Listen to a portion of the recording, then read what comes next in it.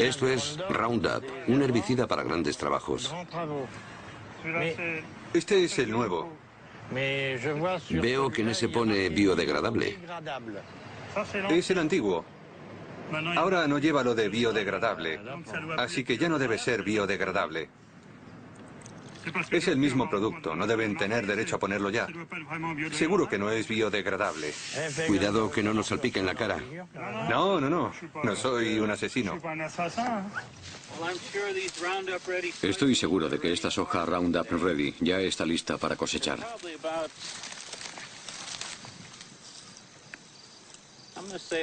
Probablemente tiene, yo diría que un 11% de humedad, así que está perfecta para la cosecha.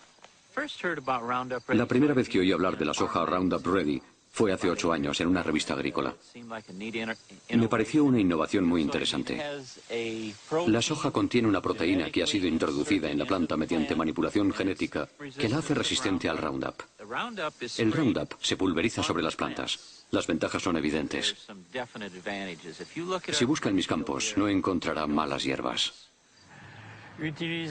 Siga las instrucciones de empleo. Roundup no implica riesgo alguno para los seres humanos, animales domésticos y su medio ambiente. Marca registrada de Monsanto. Fabricado en Bélgica. Si ves caracoles, no los rocíes porque entonces no se podrán comer. Y ten cuidado con las fresas. Animo a todos los agricultores europeos a conocer la tecnología Roundup Ready. Francamente es muy buena para el medio ambiente. Es un sistema sostenible, así que pruébenlo.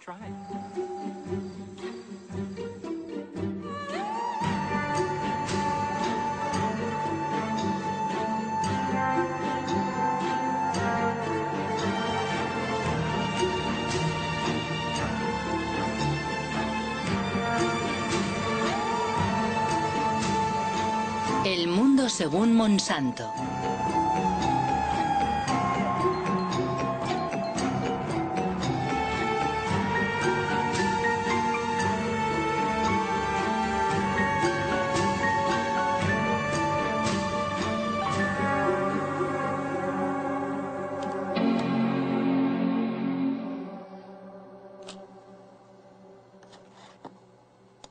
Monsanto. Llevo 20 años recorriendo el mundo y en todas partes he oído hablar de esta multinacional estadounidense. Y la verdad no siempre bien. Deseando saber más, he navegado durante meses por la red, encajando pacientemente las piezas del rompecabezas. En su página de internet, Monsanto se presenta como una empresa agrícola cuyo objetivo es ayudar a los agricultores a producir alimentos más sanos, reduciendo a su vez el impacto de la agricultura sobre el entorno. Su producto estrella es el Roundup, el herbicida más vendido en el mundo desde hace 30 años.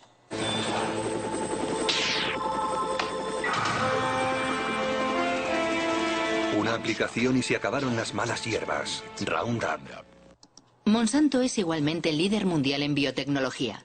El 90% de los OMG, organismos modificados genéticamente o transgénicos cultivados en el planeta, son suyos. La gran mayoría fueron manipulados genéticamente para que fueran resistentes a las emisiones de Roundup, como por ejemplo la soja Roundup Ready, literalmente lista para el Roundup.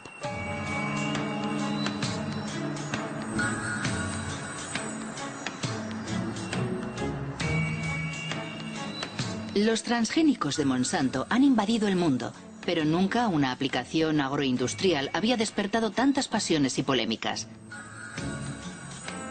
¿Por qué? ¿Cuáles son los riesgos de los OMG? ¿Y puede el pasado de la empresa aclarar lo que realmente es o pretende ser en la actualidad? Fundada en 1901 en San Luis, en el estado de Missouri, Monsanto no ha sido siempre una empresa agrícola. Fue en primer lugar una de las mayores empresas químicas del siglo XX. La química trabaja para usted, al igual que Monsanto trabaja para usted. Monsanto. La química creativa hace maravillas para usted. Las maravillas cantadas por la publicidad han hecho de Monsanto una de las empresas más polémicas de la era industrial. Agente naranja. Aspartamo. Hormonas del crecimiento bovino. PCB. Los PCB, aceites químicos utilizados como aislantes en los transformadores eléctricos, fueron la estrella de la compañía durante casi 50 años. Se comercializaron como Aroclor en Estados Unidos, Pyralene en Francia, Oclofen en Alemania, hasta el momento en que fueron prohibidos a comienzos de los años 80. Monsanto, PCB.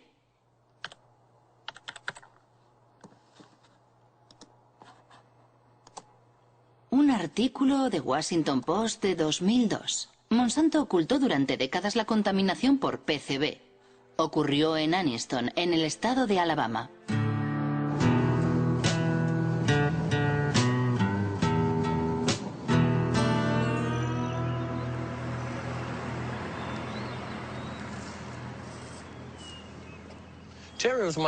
Terry era mi hermano pequeño.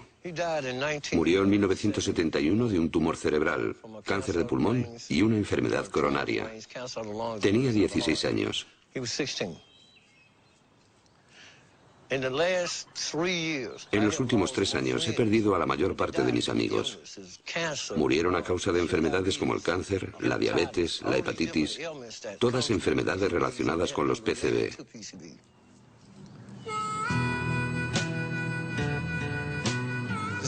Es el camino de Monsanto.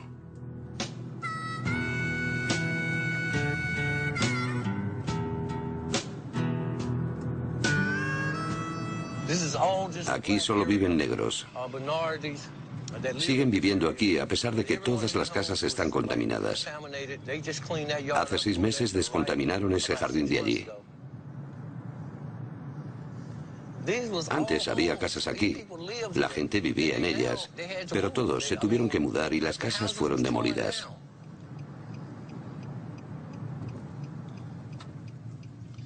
Esta es la casa donde murió mi hermano. Yo crecí en ella.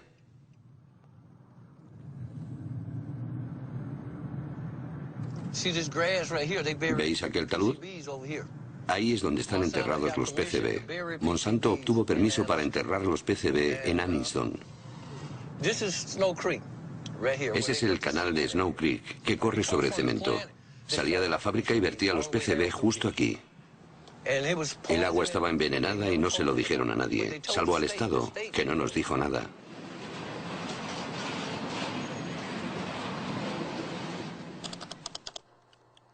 PCB, Monsanto sabía. ¿Pero qué sabía exactamente? Una organización de defensa del medio ambiente de Washington, dirigida por el ecologista Ken Cook, ha hecho públicos los archivos internos de la firma. La mayoría están clasificados como confidencial. Destruir después de leer. Un documento de 1937.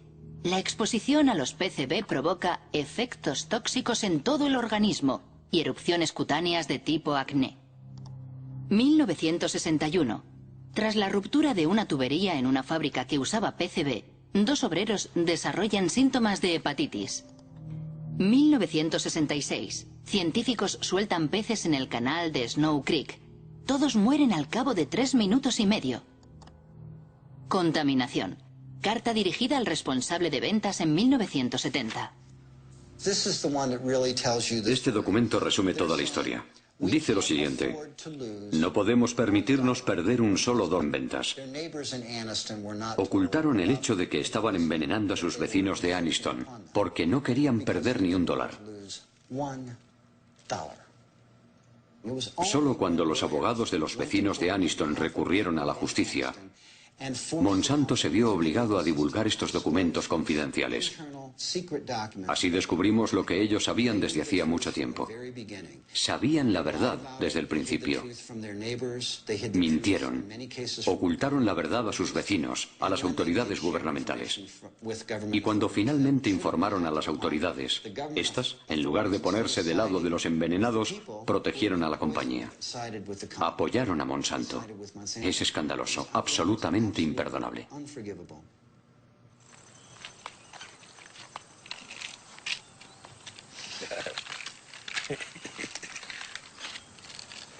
¿Esta es toda tu medicación? No, no es toda. Tengo más aquí. ¿Cuál es tu tasa de PCB? 63,8 en sangre. En sangre. Si realizáramos una biopsia de su grasa, estaría en lo más alto de la escala con 3 o 4 mil partes por 1000 millones. O más. ¿Cuál es el nivel tolerable? 2 partes por 1000 millones. Ese es el estándar mundial. Pero todos nosotros tenemos en la sangre y en el cuerpo más que en ningún otro lugar del mundo. ¿Es normal hablar del nivel de PCB aquí? Todos hablamos de ello porque es nuestra vida cotidiana. A veces se me acerca un niño y me dice, señor Baker, me han hecho los análisis y tengo 3 partes por 1000 millones. ¿Cuánto tiempo me queda? Es una historia absolutamente terrible. ¿Pero qué piensan los científicos? En la red hay muchos artículos acerca de los efectos de los PCB en la salud humana. Uno de los mejores especialistas se llama David Carpenter. Él fue quien realizó los análisis a los habitantes de Anniston. Todos llevamos PCB en nuestro cuerpo. Los osos polares y los pingüinos tienen PCB. En el pasado se vertían los PCB solo en algunos lugares, pero con el tiempo han contaminado el aire y el agua. Ahora todo el planeta está contaminado por los PCB. Los PCB provocan numerosas enfermedades. La más conocida es el cáncer.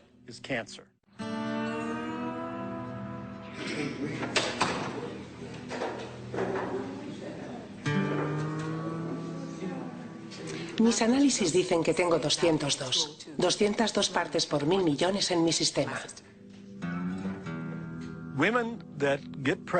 Las mujeres contaminadas por PCB dan a luz a hijos con un coeficiente intelectual reducido. 29,6. Los PCB reducen el funcionamiento de la glándula tiroides.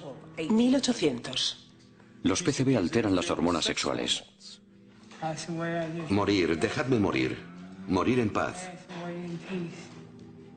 Él pagará, dije entonces. Pagará por todo el daño que nos ha hecho. En 2001, 20.000 vecinos de Anniston presentaron una demanda contra Monsanto. La compañía Isolutia, su filial, fue condenada finalmente a pagar 700 millones de dólares en indemnizaciones a las víctimas, descontaminar el lugar y construir un hospital especializado. Pero ningún directivo de Monsanto ha sido juzgado. En el sistema jurídico americano, es muy infrecuente que los ejecutivos o directivos de la empresa sean considerados responsables penalmente. Sin embargo, tenemos la posibilidad de demandar a las empresas por la vía civil. Y tienen que pagar. En realidad, las indemnizaciones y los intereses que pagan décadas más tarde las empresas solo son una mínima parte de sus beneficios. Por lo tanto, resulta rentable guardar el secreto. Nos preguntamos qué secretos estarán ocultándonos ahora. Nunca podremos confiar en que una gran empresa como Monsanto nos diga la verdad sobre un producto o un problema de contaminación. Jamás. No podemos confiar en Monsanto, dice Ken Cook. Y si tomamos como ejemplo el Roundup, el herbicida favorito de los jardineros y agricultores, ¿qué es exactamente? Es el nombre comercial dado por Monsanto al glifosato, un herbicida no selectivo o total, porque destruye todas las plantas.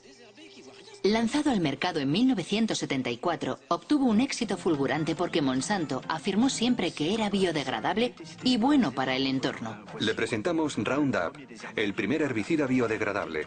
Destruye las malas hierbas desde el tallo a las raíces y no contamina la tierra ni el hueso de Rex. Roundup, el herbicida con el que da gusto quitar las malas hierbas. Roundup, biodegradable. Ken Cook tiene razón. La empresa ha sido condenada 2 veces por publicidad engañosa. La primera en Nueva York, en 1996.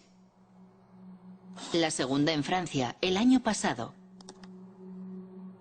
Los jueces consideraron que las menciones biodegradable, deja el suelo limpio y respeta el medio ambiente eran mensajes publicitarios engañosos. Más aún considerando que según los estudios realizados por el propio grupo Monsanto, solo se consigue un nivel de degradación biológica del 2% después de 28 días. He ahí la razón por la que biodegradable ha desaparecido recientemente de los bidones. Pero eso no es todo. Numerosos estudios científicos demuestran que el Roundup es altamente tóxico. Un ejemplo, el Roundup provoca alteraciones en la división celular. Un estudio del profesor Robert Bellet.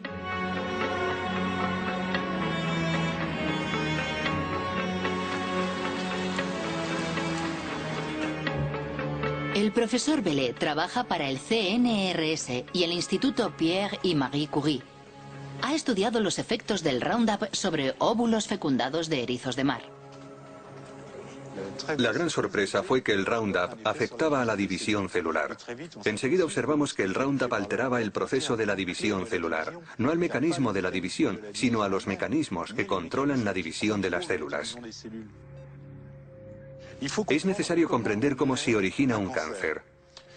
Al principio las células no son cancerosas, pero a partir de un determinado momento se producen modificaciones en ellas y la modificación principal es lo que se denomina la inestabilidad desde el punto de vista genético. Y esa es la primera alteración que hemos observado y demostrado para el Roundup. Por eso mantenemos que, en nuestra opinión, el Roundup induce las primeras etapas que conducen al cáncer.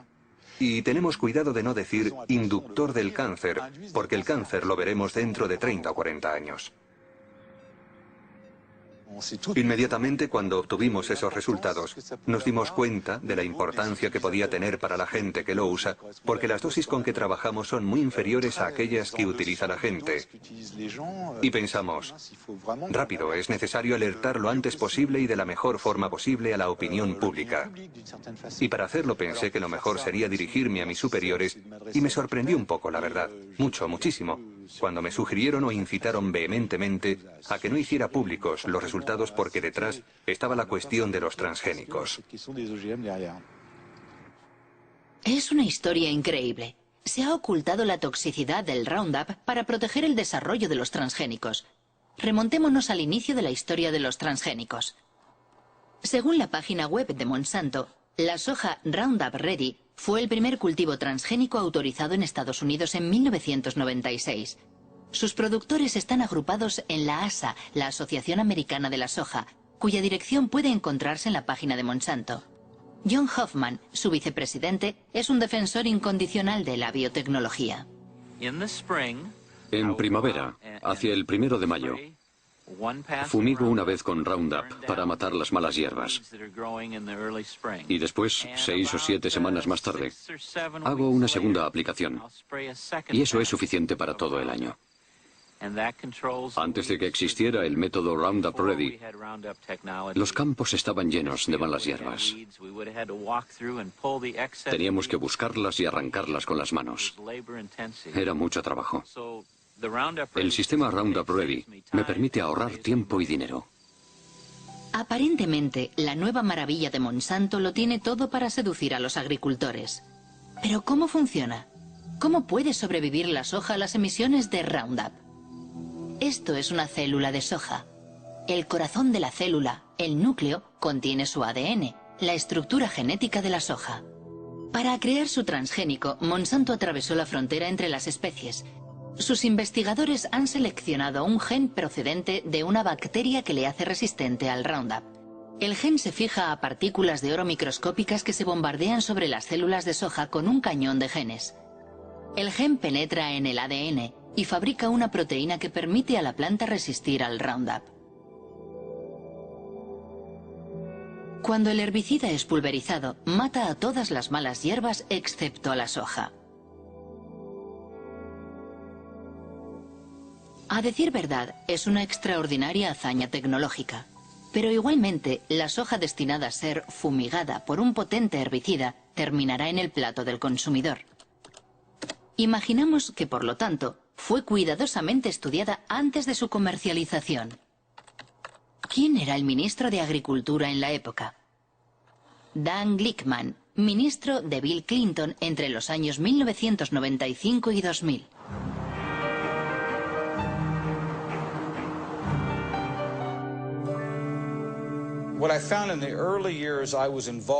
Al inicio de mi mandato, Existía un amplio consenso agroalimentario en el seno del gobierno de Estados Unidos. Quien no bajara la cabeza ante el desarrollo rápido de la biotecnología y de los cultivos transgénicos era considerado como alguien contrario a la ciencia y al progreso.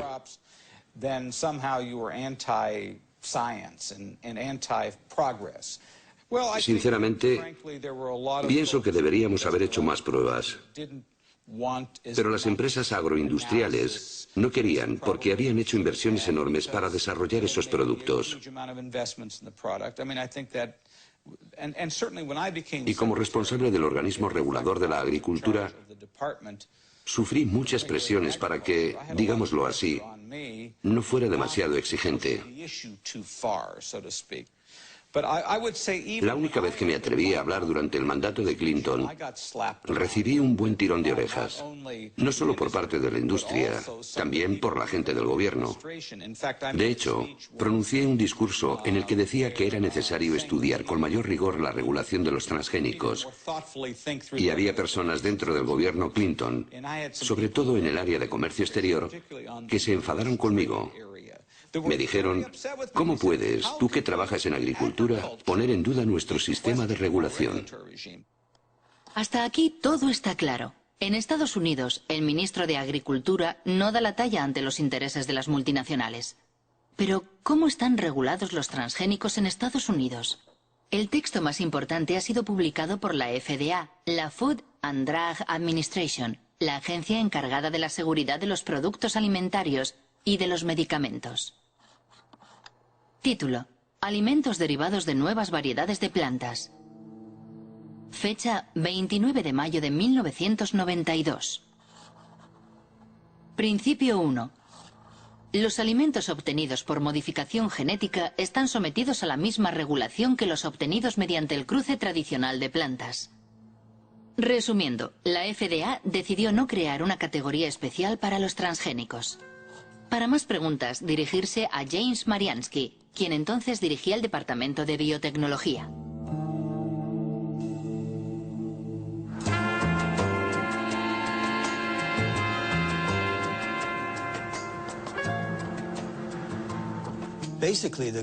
Básicamente, el gobierno tomó la decisión de no crear leyes nuevas.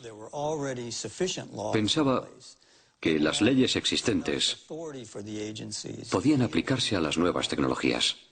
Eso quiere decir que la Casa Blanca le pidió a la agencia que escribiera un texto en el que los transgénicos no estuvieran sujetos a una reglamentación específica.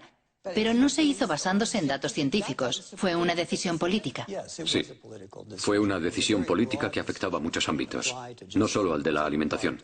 Se aplicaba a todos los productos de la biotecnología. Una confesión increíble. James Mariansky reconoce que la reglamentación de los transgénicos se basó en una decisión política y no científica. Pero, ¿cómo fue argumentada esa decisión? Principio 2. Los componentes de los alimentos resultantes de una planta genéticamente modificada serán los mismos o similares sustancialmente a aquellos que se encuentran comúnmente en los alimentos. Dicho de otra forma, la FDA considera a priori que una planta modificada genéticamente es similar a una planta convencional. Es el denominado principio de equivalencia sustancial, que ha sido seguido en todo el mundo. Es el centro de debate que opone a los partidarios y detractores de los transgénicos. ¿Cómo pudo decir la FDA que una planta transgénica era similar a una planta convencional? Sabemos que los genes que se introducen en las plantas mediante la biotecnología producen proteínas muy parecidas a aquellas que hemos consumido durante siglos. Esa es la visión oficial de la FDA, cuestionada por Jeffrey Smith, autor de numerosas obras sobre los transgénicos. Michael Hansen, asesor científico de la Unión de Consumidores. Y el ensayista Jeremy Rifkin, que fue el primero en denunciar el principio de la equivalencia sustancial. Si los alimentos transgénicos están tan extendidos actualmente, es gracias a un engaño de la FDA. Ellos afirman que estos alimentos no son diferentes. Utilizan la expresión equivalencia sustancial o no considerablemente diferentes, lo cual traducen como generalmente reconocido como seguro o GRAS. Normalmente, para que algo sea considerado GRAS, es necesario que se apoyen numerosos estudios y que existe un amplio consenso en el seno de la comunidad científica. Con los alimentos transgénicos no ha existido ni lo uno ni lo otro. La FDA decía, si se introduce un gen en una planta, ese gen es ADN. Dado que consumimos el ADN desde hace mucho tiempo, podemos por lo tanto concluir que esa planta es GRAS. Nuestro punto de vista era que los genes debían ser considerados aditivos alimentarios. Actualmente, cuando queremos agregar a un alimento una gota microscópica de un nuevo colorante, un conservante o un producto químico, se le considera un aditivo alimentario y, por consiguiente, debemos hacer toda clase de pruebas para demostrar que existe la certeza razonable de que no será nocivo. Por el contrario, si manipulamos genéticamente una planta, lo cual puede dar lugar a innumerables diferencias en el alimento, nadie pregunta nada. Aquí en Washington, si frecuentabas en aquella época los lugares donde se reunían los lobbies, podías oírles riéndose de todo eso. Todo el mundo sabía que el principio de equivalencia sustancial era un absurdo. Solo era una forma para todas esas sociedades, y particularmente para Monsanto, de sacar sus productos al mercado rápidamente con la menor injerencia gubernamental posible. Debo decir que defendieron muy bien sus intereses. Recuerdo una reunión en la que los científicos de Monsanto se encontraron con los científicos de la FDA. Hablaban de las modificaciones que provocaban sus trabajos y le preguntaban al FDA cómo iba a regular esos productos. Jamás he visto una sociedad con una influencia tan determinante y a un nivel tan alto sobre las autoridades gubernamentales a cargo de la reglamentación como Monsanto con sus alimentos transgénicos. Existe un documento excepcional en el que se puede ver a George Bush, padre, visitando los laboratorios de Monsanto. Tuvo lugar 9 años antes de la comercialización de la soja Roundup Ready. Me gustaría enseñarle algunos de los pasos que hemos de dar para llevar un gen de un organismo a otro.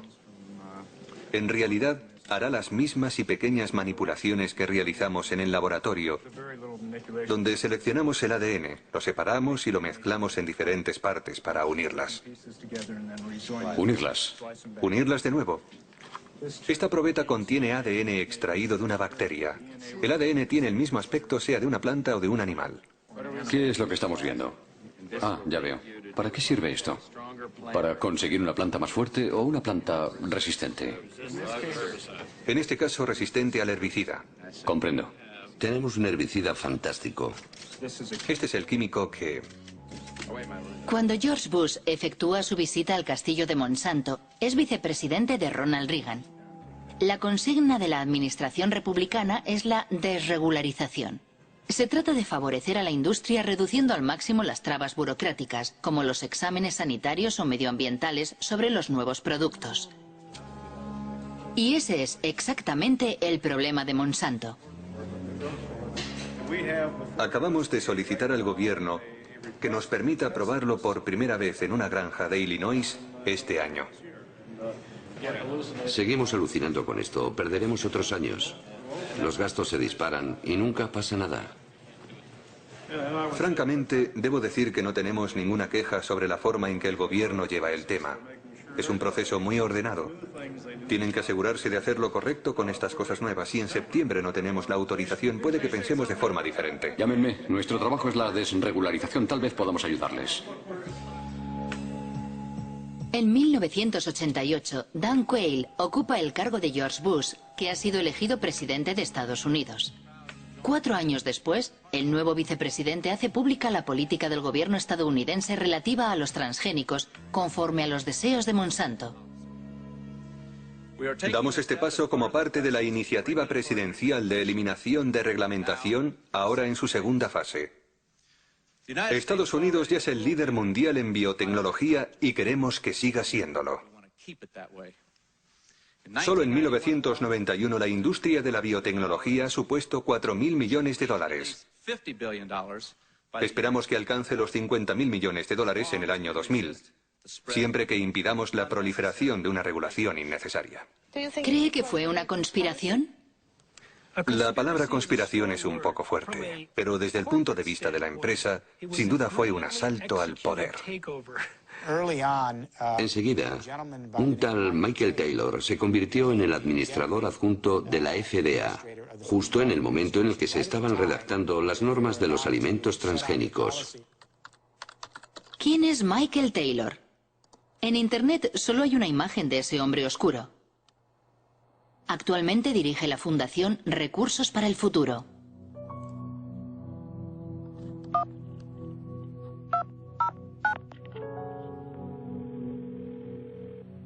Hola, soy Marie-Monique Robin. Hola, soy Mike Taylor. Quisiera preguntarle sobre su papel cuando trabajaba en la FDA. Antes de ser contratado por la FDA, usted fue abogado de Monsanto durante 7 años, ¿no es así? Bueno, era socio de un bufete de abogados del cual Monsanto era cliente y trabajé en algunos asuntos de Monsanto, sí. Ajá. Aparentemente, si lo que he leído es cierto, la FDA creó un cargo nuevo para usted, jefe de la Comisión de Reglamentación. Bueno, ¿Se trataba de una necesidad específica de la FDA en aquel momento debido a los nuevos transgénicos? yo no tuve nada que ver con los alimentos transgénicos, nada en absoluto. Yo no fui el creador de esa política. Pero eso es, simplemente, eso es falso. Llegó a la FDA en julio de 1991. Hasta esa fecha había trabajado en el bufete de abogados King y Spalding. Entre sus clientes se contaba no solo Monsanto, también el IFBC, el Comité Internacional de los Alimentos y la Biotecnología. Escribió un documento para el IFBC explicando la manera en la que al Consejo le gustaría que se reglamentaran los alimentos transgénicos. Si comparamos la propuesta de Michael Taylor para el IFBC y el texto publicado por la FDA, son muy parecidos. Si él no es el autor del reglamento, entonces alguien cogió su documento y lo modificó levemente antes de publicarlo. El señor Taylor era entonces el comisario adjunto y fue él quien dirigió el proyecto. Él era el jefe, el autor del reglamento, el responsable de llevar el proyecto a buen término. Monsanto supo llevar perfectamente el juego político y legal. Desempeñó un papel clave en la aprobación de la comercialización de las hormonas de crecimiento bovino y en la manera en que el gobierno americano ha administrado la biotecnología. Michael Hansen acaba de mencionar la hormona del crecimiento bovino. ¿De qué se trata? Al parecer es una hormona transgénica que se le inyecta a las vacas para aumentar su producción láctea un 20%. Lo mínimo que se puede decir es que no le gusta a todo el mundo. La hormona es una amenaza para nuestra salud. Veneno mortal. Manipulación. Bautizada como RBGH, hormona recombinante de crecimiento bovino, el producto es comercializado por Monsanto desde 1994, con el nombre de Posilac.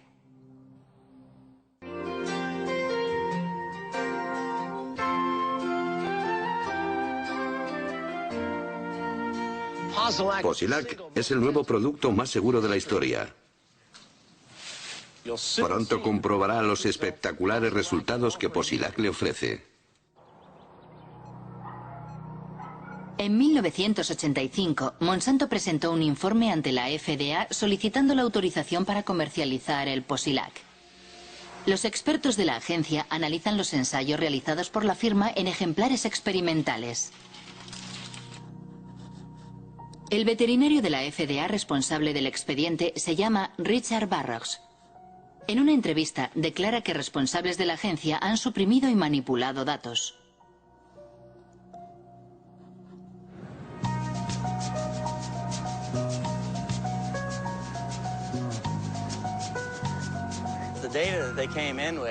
Los datos científicos que la empresa enviaba no tenían en cuenta las necesidades de los productores de leche.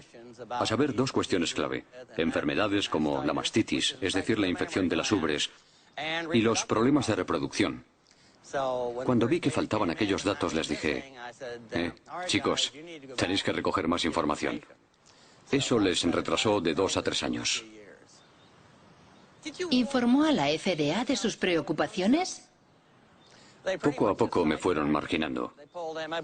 Mi jefe puso a sus colaboradores a cargo del expediente y yo tuve cada vez menos acceso a los datos, incluidas cosas que había pedido personalmente, como los estudios sobre la mastitis.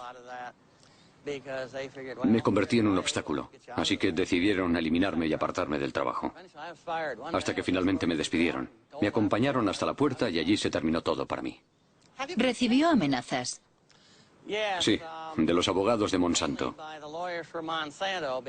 Cuando recurrí mi despido ante la justicia, ellos le dijeron a mi abogado que me denunciarían si revelaba secretos de la empresa para mi defensa. Finalmente, la FDA sería condenada a readmitir al veterinario demasiado concienzudo, quien, asqueado, terminaría renunciando. Pero eso no es todo. En Internet se habla también de documentos robados a la FDA y enviados al profesor Samuel Epstein, dirigente de la Coalición por la Prevención del Cáncer.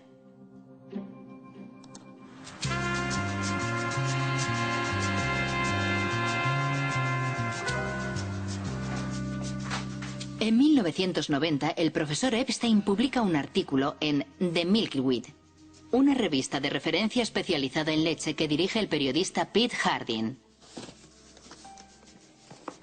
Una primicia basada en documentos secretos que los dos hombres investigaron minuciosamente. Un día encontré en la oficina una caja enorme llena de documentos enviada desde Washington por un remitente anónimo.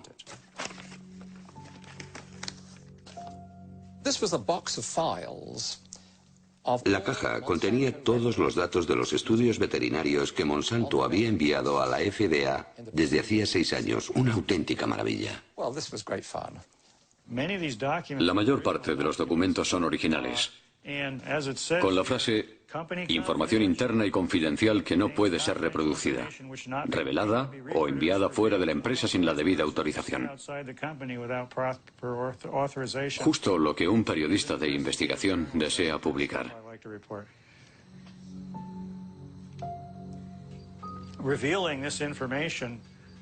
La revelación de esos informes enfureció a Monsanto y a la FDA.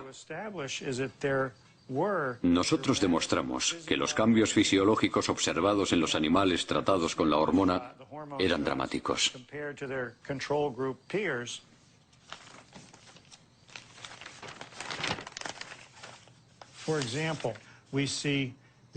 Por ejemplo, el ovario izquierdo de las vacas que habían recibido la hormona sintética es un 34% más grande. Hasta un 42 o un 44% según los grupos. Más aún, los informes demuestran que los animales tratados tienen graves problemas para reproducirse. Los datos son concluyentes. Nosotros proporcionamos los datos sin procesar y procesados, datos contrastados no por nosotros para su verificación. Las autoridades sanitarias que han analizado la somatotropina bovina han comprobado que no existe ningún riesgo para los consumidores.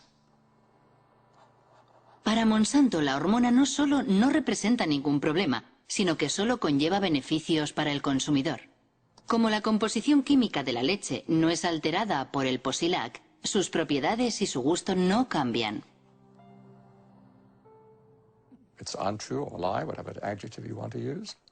No es verdad, es mentira. Es un producto muy diferente por muchas razones. En primer lugar, como las vacas sufren de mastitis a menudo, hay pus en la leche.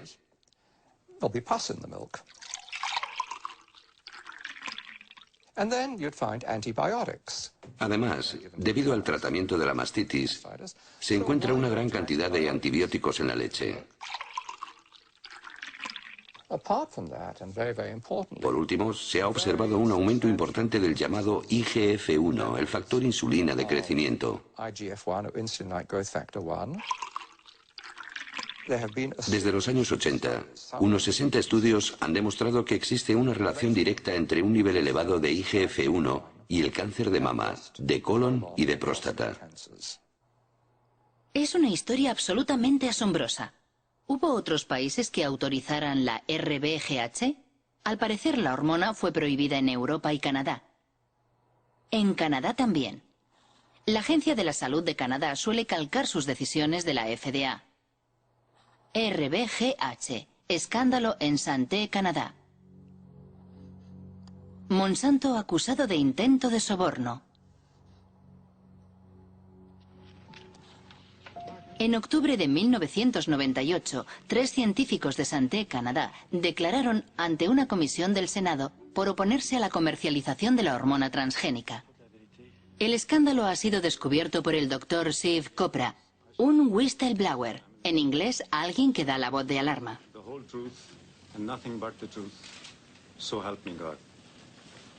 Me pregunto qué verdad voy a decir. ¿La verdad que yo conozco o la que el ministerio me dice que diga? Y este es mi conflicto. Le hago esta pregunta a los 3. ¿Monsanto se puso en contacto con alguno de ustedes? Doctora Haydon. Asistí a una reunión en 1989-90 con representantes de Monsanto y el doctor Drennan, mi superior, y también el doctor Messier. La compañía nos ofreció de 1 a 2 millones de dólares. No sé lo que sucedió después, pero mi director dijo después de la reunión que iba a presentar un informe sobre lo ocurrido a sus superiores. ¿Cómo reaccionó Monsanto? Bien, Monsanto no negó que hubiera ofrecido 2 millones de dólares durante aquella reunión. Después dijeron que había sido una propuesta para hacer más investigaciones en Canadá sobre la vaca canadiense. En cualquier caso, el resultado es que la hormona transgénica no ha sido autorizada en Canadá. Tras las revelaciones de Canadá, el Parlamento Europeo la prohibió para siempre. Después, de repente, Margaret Haydon, Gerard Lambert y yo fuimos despedidos por desobediencia. ¿Fueron despedidos? Sí, nos despidieron y llevamos el asunto a los tribunales. No a la hormona del crecimiento bovino. En Estados Unidos, el Congreso había abierto también una investigación a petición de los detractores de la hormona transgénica. Entre otras cosas, denunciaban la prohibición de etiquetar la leche según su origen, lo cual impedía elegir a los consumidores. Curiosamente, la investigación nunca concluyó. La hormona de crecimiento bovino BGH es una prueba de la aceptación de la ingeniería genética por el consumidor. ¡A la basura! ¡A la basura! ¡A la basura!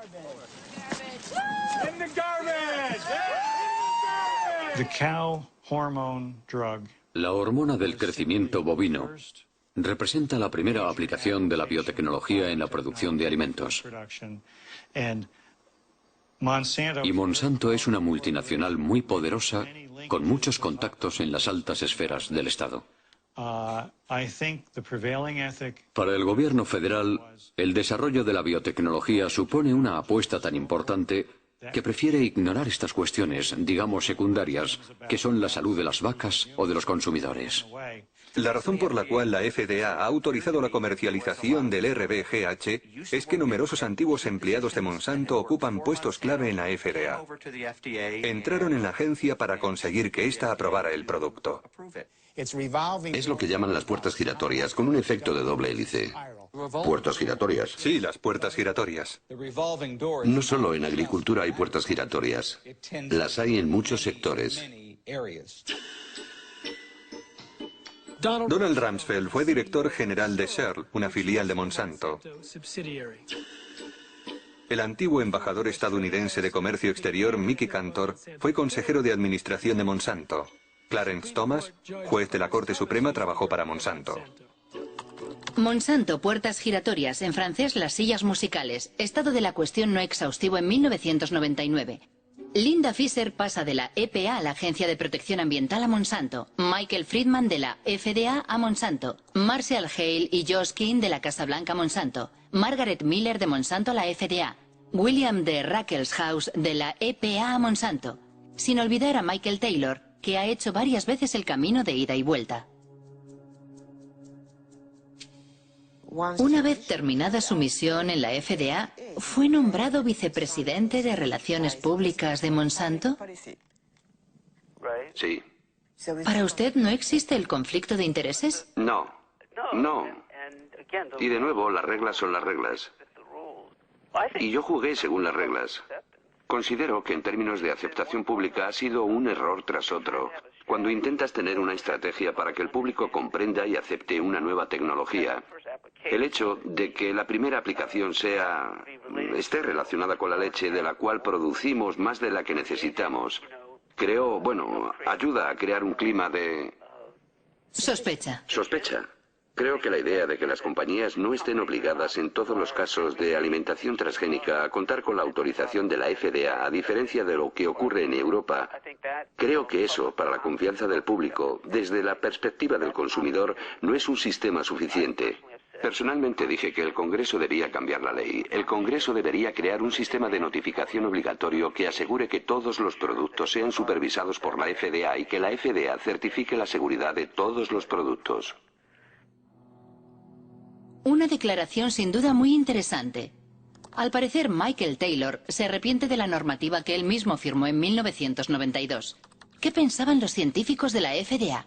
¿Existía un consenso sobre la regulación de los transgénicos? Documentos internos demuestran que la agencia ignoró las inquietudes de sus propios científicos. Firmado Steven Drucker.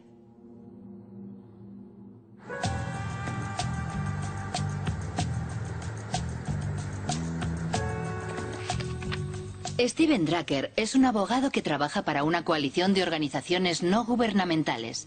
Demandó a la FDA y consiguió la desclasificación de sus archivos sobre los transgénicos. Recibimos más de 44.000 páginas que revelaban que la FDA lleva mintiendo al planeta al menos desde 1992. Y sigue mintiendo. Finge que el principio de equivalencia sustancial entre los alimentos transgénicos y las plantas convencionales está basado en un amplio consenso en el seno de la comunidad científica y que numerosos datos científicos lo demuestran. Esas dos afirmaciones son mentiras flagrantes.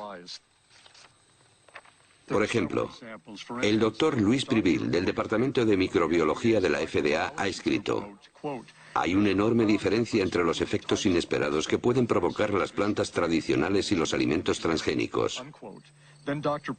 A continuación añade que ciertos aspectos de la manipulación genética podrían resultar más peligrosos.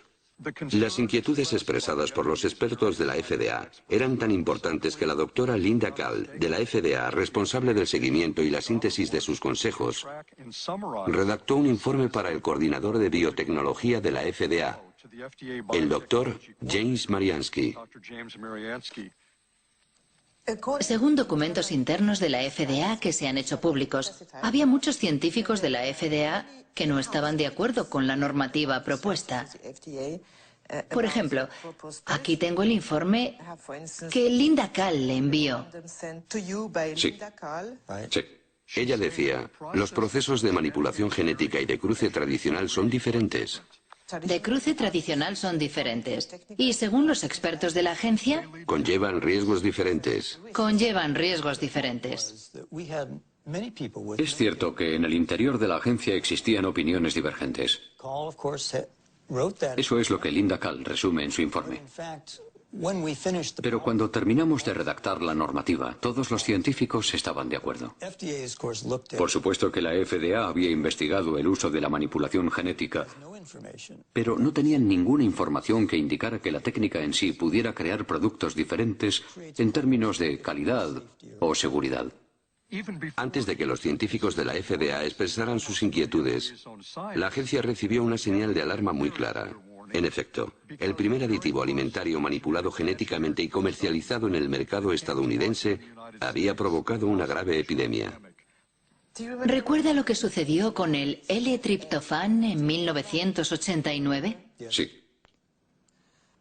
Era un aminoácido manipulado genéticamente. A priori conocemos muy bien los aminoácidos. Sí.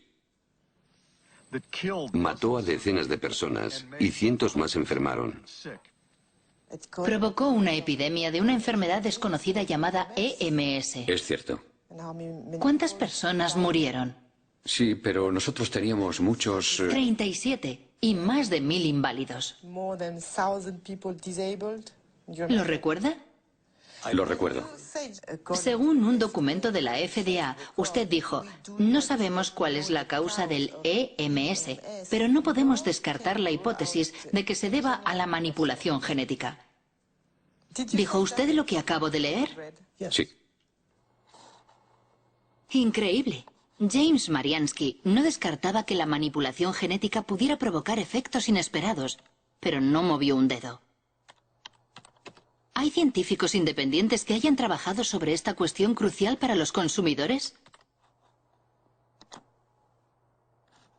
Arpad Pusztai, un renombrado científico, perdió su trabajo después de expresar sus inquietudes sobre los transgénicos. Ocurrió en 1998.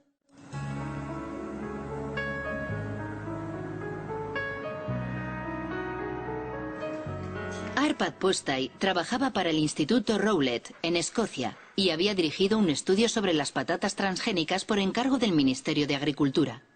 El presupuesto de más de 2 millones de euros movilizó a 30 investigadores durante 2 años para preparar la llegada de los transgénicos a Gran Bretaña. Todos estábamos entusiasmados. Yo estaba entusiasmado.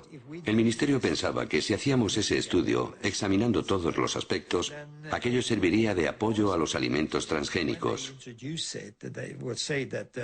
Cuando llegara el momento de comercializar los productos, podrían decir que el mejor laboratorio de nutrición europeo había comprobado que no existía ningún problema.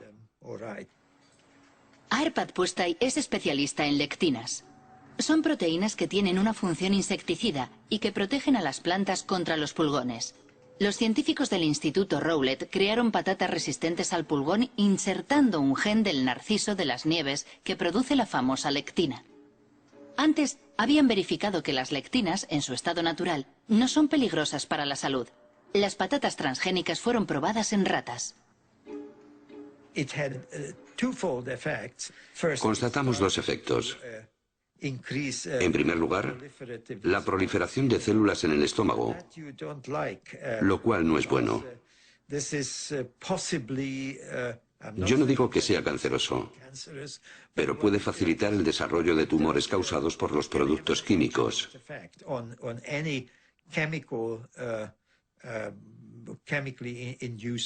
Además, el sistema inmunitario del estómago estaba alterado. No sabemos si eso es bueno o malo, pero en cualquier caso, el organismo trataba a las patatas como cuerpos extraños.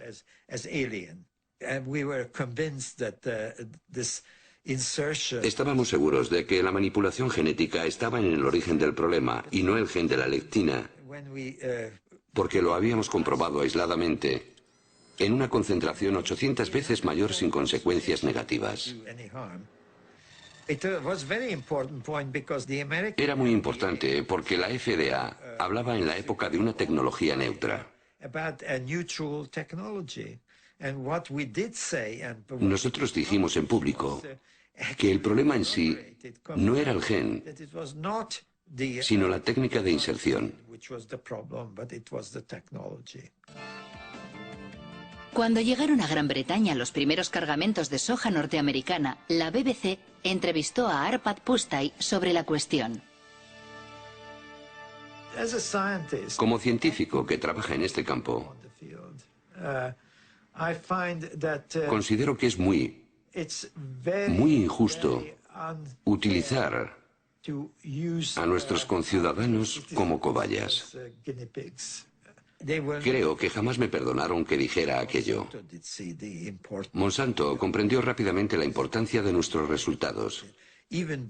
Ya estaban al corriente antes de la emisión de la entrevista, porque el Instituto de Investigación Agrícola recibía mucho dinero de Monsanto. Comprendieron rápidamente las consecuencias de nuestro estudio. A la mañana siguiente de la emisión de la entrevista, Arpad Pusztai es despedido y su equipo de investigación disuelto. El profesor Stanley Ewen, un renombrado histólogo, era el encargado de estudiar el impacto de las patatas transgénicas en los órganos de las ratas. Desde aquel incidente no se hace ninguna ilusión sobre la independencia de la ciencia. Yo estaba extraordinariamente enfadado y muy alterado. Era como si el suelo hubiera desaparecido bajo mis pies. ¿Qué era lo que había pasado? También desacreditaron a Stanley. No solo a Arpad y a mí. Stanley fue jubilado y desacreditado en la universidad. ¿Es verdad? Sí. Sí. Fue muy duro. El lunes nuestro trabajo era formidable. El martes merecía estar en la basura. Yo tenía una ligera idea de lo que había podido ocurrir, pero no pude confirmarlo hasta hace algo menos de 8 años. Estaba en una cena, y en la mesa, a mi lado, había alguien del Instituto Rowett llamado Dataroi. En cierto momento le dije, es horrible lo que le pasó a Arpad, ¿verdad? Y él me respondió, sí, pero ¿no sabías que Downing Street llamó 2 veces al director? Entonces comprendí que había algo supranacional en todo este asunto. El despacho de Tony Blair había recibido presiones para detener nuestro trabajo porque los norteamericanos pensaban que podría crearle problemas a su industria biotecnológica. El caso de Arpad Pusztai provocó un rechazo masivo a los alimentos transgénicos en Gran Bretaña, apoyado por Greenpeace. Hasta tal punto que un año después, Robert Shapiro, presidente de Monsanto, aceptó participar en una teleconferencia organizada por la Asociación Ecologista. Es el único documento filmado que existe del antiguo presidente, que había inclinado la compañía al área de la biotecnología, lanzando un nuevo lema: alimento, salud y esperanza. Monsanto hizo grandes esfuerzos para imponer sus productos en todos los ámbitos con el apoyo pleno de las multinacionales fabricantes de alimentación, distribuidores, empresas de comunicación, agencias estatales e incluso gobiernos. No se comportan como una empresa que ofrece vida y esperanza, sino como matones que intentan imponer sus productos. Sí, soy un matón, pero me parece que no soy un matón con éxito. Me gustaría empezar señalando que la biotecnología es una herramienta. La biotecnología en sí misma no es ni buena ni mala. Puede usarse bien o muy mal. Los productos que están en el mercado han sido comprobados por los órganos de vigilancia que la sociedad ha establecido con el fin de asegurar no solo su seguridad, también la seguridad medioambiental de estos productos.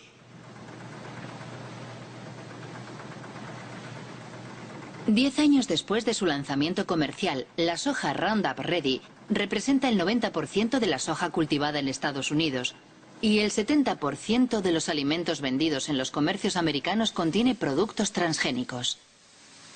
A diferencia de lo que ocurre en Europa, los consumidores no pueden elegir porque está prohibido etiquetarlos como transgénicos. Una consecuencia directa del principio de equivalencia sustancial. Tengo un grano de soja en la mano y lo puedo comer con toda confianza. Es muy seguro. Creo que la FDA confía en que esta soja es tan segura como las demás variedades. ¿Cómo puede estar tan segura la agencia? Se basa en los datos que la empresa proporcionó a la FDA y que han sido evaluados por los científicos de la agencia. A ninguna empresa le interesa realizar un estudio para, a continuación, ocultar los resultados. ¿Cómo puede estar tan seguro James Mariansky? Si tecleamos Monsanto falsificó estudios científicos, obtenemos 174.000 respuestas. Entre ellas un informe de la EPA, la Agencia de Protección Ambiental de Estados Unidos. Monsanto habría falsificado investigaciones sobre los efectos cancerígenos de la dioxina.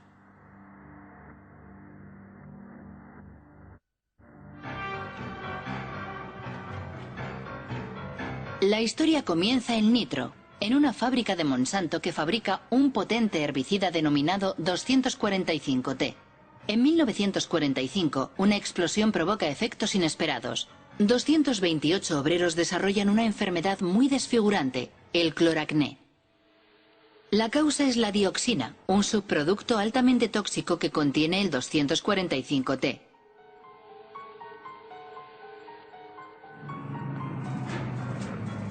El 245T era el componente principal del agente naranja, el defoliante empleado por el ejército americano en la guerra de Vietnam.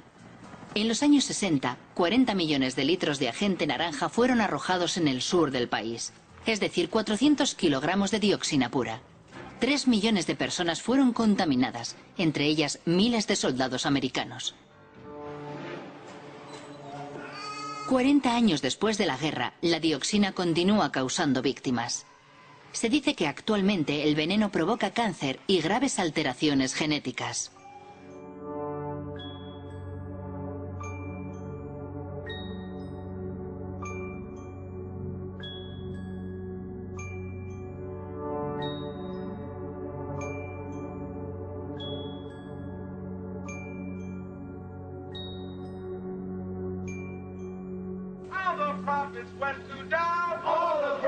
En 1978, cuando los veteranos de guerra estadounidenses demandaron a los fabricantes del agente naranja, exigiendo una indemnización, Monsanto financia 3 estudios sobre los efectos a largo plazo de la dioxina.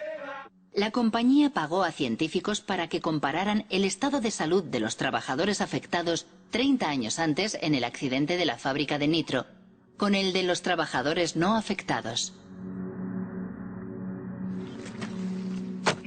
2 personas conocen muy bien ese estudio. William Sanjur, que dirigía el Departamento de Residuos Tóxicos de la Agencia de Protección Ambiental, y Gerson Smoger, el abogado defensor de los veteranos de la guerra de Vietnam. En 1990, la doctora Kate Jenkins, una de mis colegas en el EPA, elaboró un informe alegando que ciertos estudios realizados por Monsanto eran incorrectos. Si hubieran sido realizados correctamente, los resultados habrían sido los opuestos a los obtenidos por Monsanto. Sus estudios demostraban que la dioxina no es un agente cancerígeno para el hombre. Tenían los datos de las investigaciones y manipularon su interpretación para llegar a la conclusión que querían. Una investigación jamás se hace así, jamás. Pero así fue como consiguieron lo que querían. Más tarde descubrimos que había 5 personas con cáncer, que en uno de los estudios habían sido registradas como expuestas a la dioxina. En el otro estudio, esas mismas 5 personas eran presentadas como no expuestas. Al introducir esas 5 personas en el grupo de no expuestas, provocaban la impresión de que había los mismos casos de cáncer en ambos grupos. De esa forma llegaban a la conclusión de que no había ninguna diferencia. Fue así como miles de veteranos de guerra vieron rechazada su demanda de una indemnización por haber sido expuestos al agente naranja. Esos estudios afectaron a toda la legislación en Estados Unidos durante 7 o 9 años.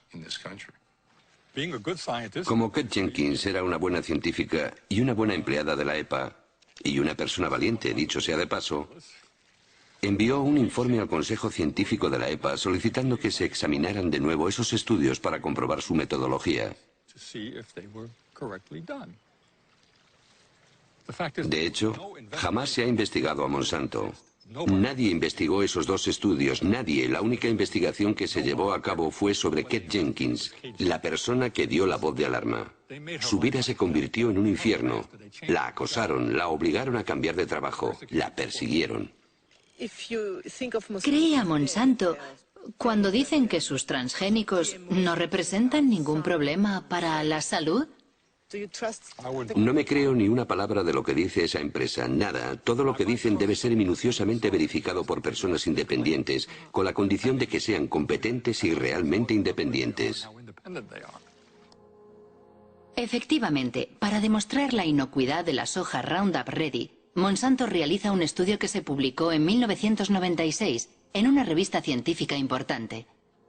Supuestamente, medía los efectos de la soja transgénica sobre la salud de los animales, en especial sobre las ratas. El estudio fue cuidadosamente desmenuzado por un científico danés ya fallecido, el noruego Ian Prime.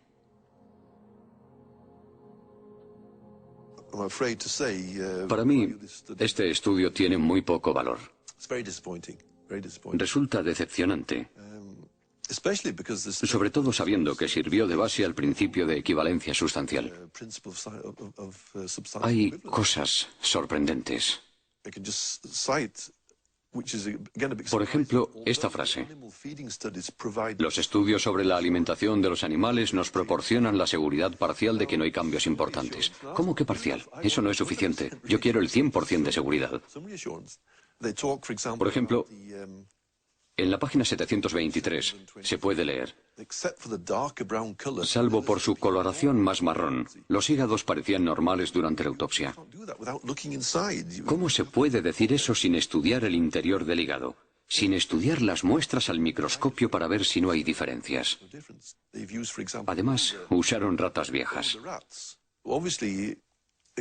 Cuando se quieren ocultar los problemas, no hay nada mejor que coger animales adultos, porque son los jóvenes los que permiten observar si se ha producido alguna modificación. Podemos afirmar que se trata de mala ciencia, porque proporcionan muy pocos datos. ¿Intentó conseguir los datos originales del estudio sobre las ratas? Yo no, pero un colega sí. Fue muy largo y frustrante, porque tuvo que ir de despacho en despacho. Y finalmente, la respuesta fue negativa. Si no hay nada que ocultar, no debería ser un problema. Los datos deberían estar a disposición de todo el mundo para que se pueda trabajar con ellos. Pero cuando vemos que se ocultan los datos, todos sospechamos. Nos preguntamos por qué los ocultan así. De cualquier forma, una cosa es segura. Fue gracias a esos estudios insuficientes por lo que los transgénicos de Monsanto invadieron el mundo, principalmente América del Norte y del Sur, Asia y Australia. En 10 años los cultivos transgénicos se han extendido por más de 100 millones de hectáreas. El 70% son resistentes al Roundup y el 30% restante ha sido manipulado genéticamente para fabricar un insecticida denominado BT. Desde 2001, la compañía publica un documento titulado The Pledge, la promesa, una especie de carta ética en la que intenta responder a sus detractores justificando sus prácticas. En el corazón de su oposición a los transgénicos se encuentra singularmente la cuestión de las patentes. Eso que Monsanto llama sus derechos de propiedad intelectual, que deben proteger sus inversiones. En América del Norte, cualquier granjero que compre semillas transgénicas debe firmar un contrato de empleo de la tecnología, mediante el cual se compromete a respetar la patente que la compañía posee sobre el gen manipulado. En Estados Unidos, los alimentos transgénicos están protegidos por la ley de patentes. Por esa razón, no tengo derecho a guardar granos para sembrarlos el año siguiente. Es una protección para Monsanto y las empresas dedicadas a la biotecnología, porque han invertido muchos millones de dólares para crear esta tecnología nueva. ¿Cómo puede saber Monsanto que alguien ha vuelto a plantar sus semillas?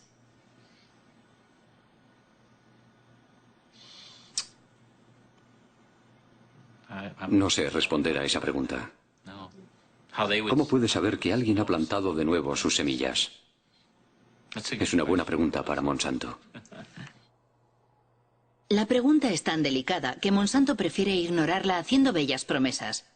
En el caso de que aparecieran variedades que nos pertenecen, de forma no intencionada, en las tierras de un agricultor, nos comprometemos a encontrar una solución que satisfaga tanto al agricultor como a nosotros.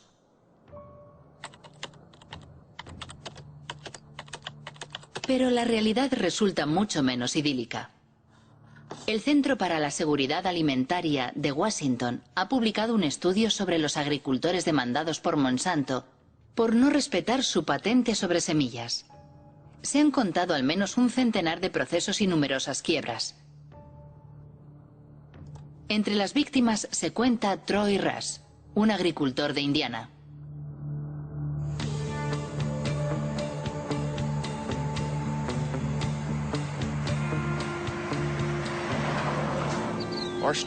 Nuestra historia comienza en 1999.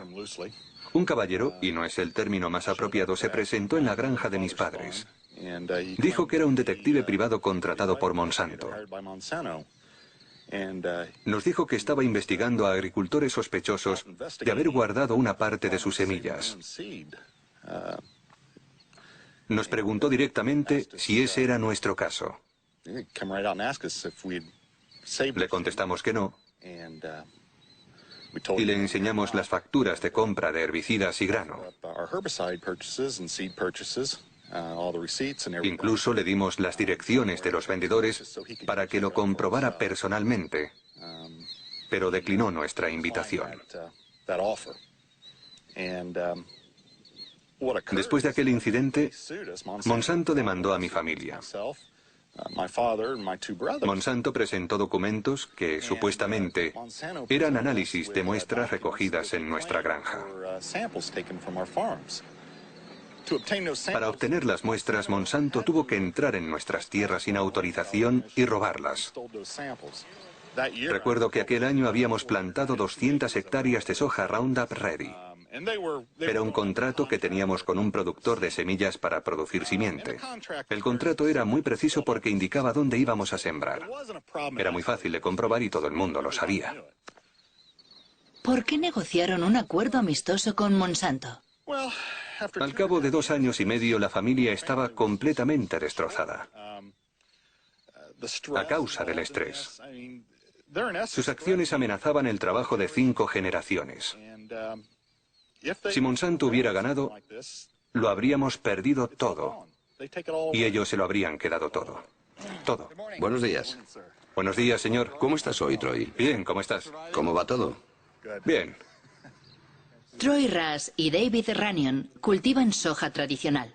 Los dos han sido víctimas de lo que en Estados Unidos llaman la policía de los genes. Creada por Monsanto para imponer su ley en los campos, la policía de los genes siembra el terror en el campo norteamericano, donde se denuncian los métodos totalitarios de un mundo dominado por los transgénicos. Troy, me gustaría que vieras unas fotos. Mira lo que hice para impedirles que volvieran a entrar en mis tierras.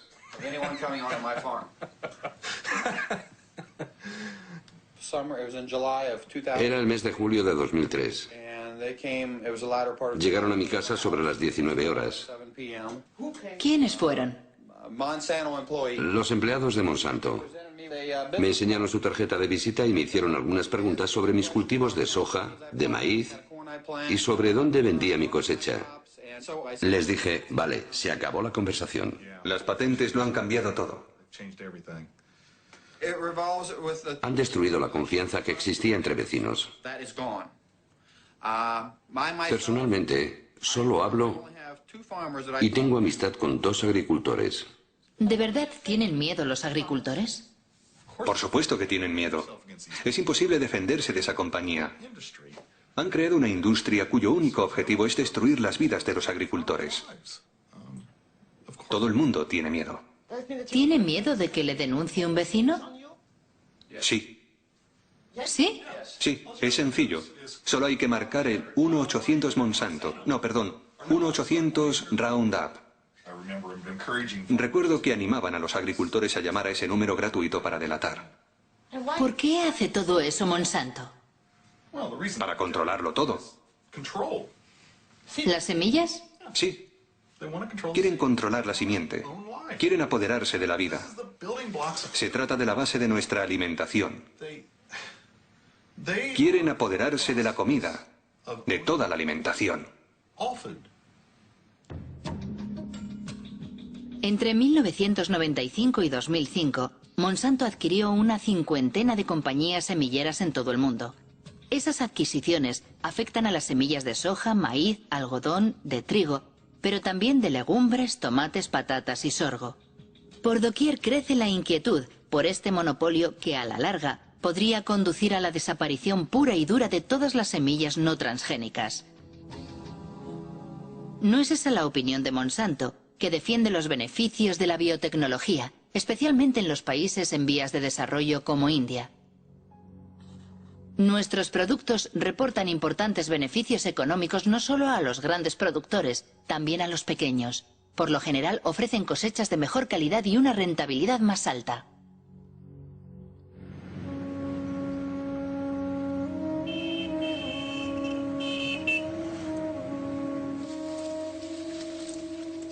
India es el tercer productor mundial de algodón. En 1999, Monsanto compró Maiko, la primera empresa productora de semillas del país.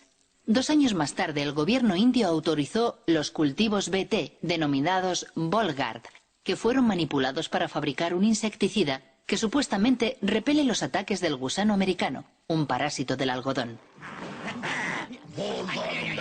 Día y noche, las 24 horas todos los días. Bollgard te protege. Este es el poder de Bollgard. Menos herbicida, más beneficios. Semillas de algodón Bollgard. El poder para vencer a los insectos. Desde el año 2001, Kiran Sakari y Abdul Gaim estudian día a día los cultivos del algodón transgénico entre los pequeños agricultores del distrito de Warangal. Cada año, estos 2 ingenieros agrónomos publican un informe comparando el rendimiento y los costes de producción del algodón BT con el del algodón convencional. En 2006, la cosecha fue arrasada por una enfermedad que afecta a los cultivos transgénicos. Las plantas de este campo de algodón Bollgard están infectadas por la rizoctonia. El interior del tallo es fibroso, al contrario que en una planta sana. Es típico de esta enfermedad. Todos los agricultores dicen que nunca lo habían visto. En el estudio que realizamos en 2001, solo observamos la enfermedad en algunas plantas de algodón BT. Pero con el tiempo se ha extendido y ahora no solo la encontramos en los campos de algodón BT, también en los cultivos no transgénicos. Personalmente creo que existe una mala interacción entre la planta manipulada y el gen insertado. Eso provoca una mayor debilidad en la planta que ya no se resiste a la rizoctonia. He leído en la página web de Maiko Monsanto que el algodón BT reduce supuestamente en un 79% el uso de pesticidas y aumenta el rendimiento en un 30%. Pero es un fracaso total. Invariablemente, al cabo de 70 o 90 días hay que tratar a las plantas contra el gusano americano, aunque sea algodón BT. ¿Cómo se explica que tantos agricultores compren semillas BT? Para los campesinos la oferta es muy reducida. Después de la última cosecha era muy difícil encontrar semillas en el mercado que no fueran BT.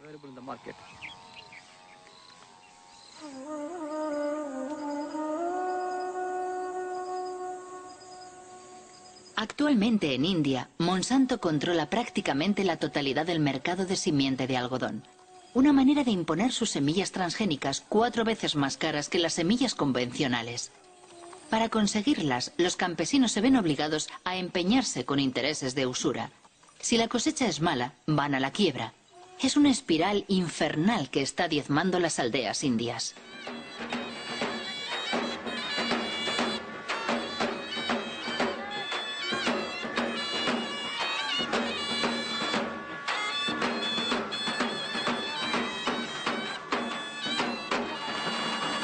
¿Por qué razón se suicidó? La cosecha se ha perdido. ¿Algodón BT? Sí, algodón BT. ¿Hay alguna otra razón? Las deudas. ¿Qué edad tenía? 25 años. Se bebió 1 litro de pesticida.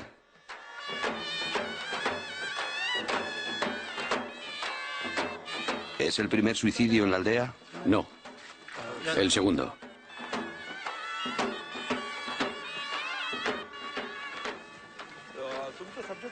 Funerales como el que acabamos de ver se repiten 3 veces al día en la región de Vidarbha, donde el algodón BT se introdujo en 2005. Es cierto que a pesar de no ser un fenómeno nuevo en la India, con la introducción de los transgénicos se ha incrementado notablemente. Pero pocos han denunciado este escándalo internacional que enfrenta en un combate desigual al fuerte con el débil.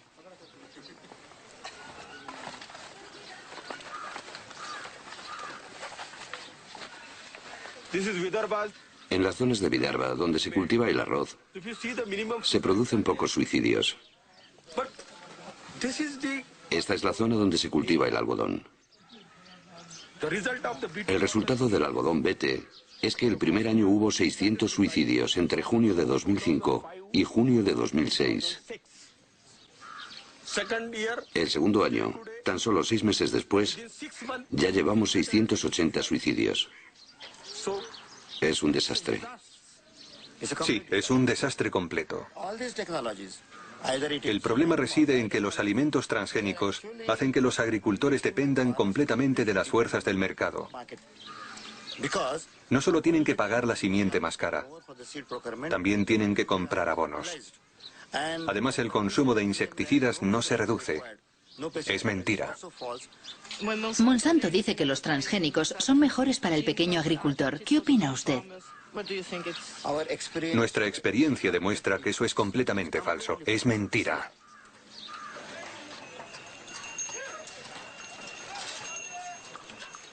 Este día de diciembre de 2006, la revuelta planea sobre el mercado de algodón más importante del estado de Maharashtra.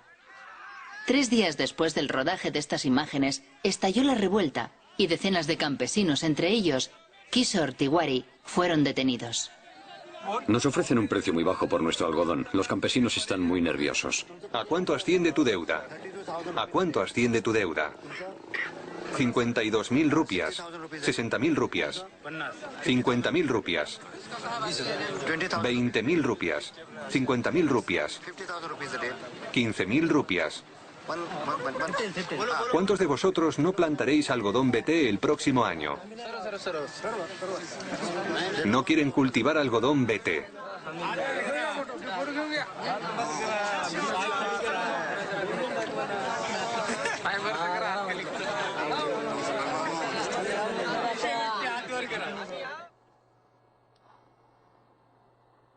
Las semillas del suicidio. Es el título de un libro escrito por Vandana Shiva. Esta física, ganadora del Premio Nobel Alternativo, dirige una fundación económica y una red de granjas productoras de semilla bautizada Nadyana.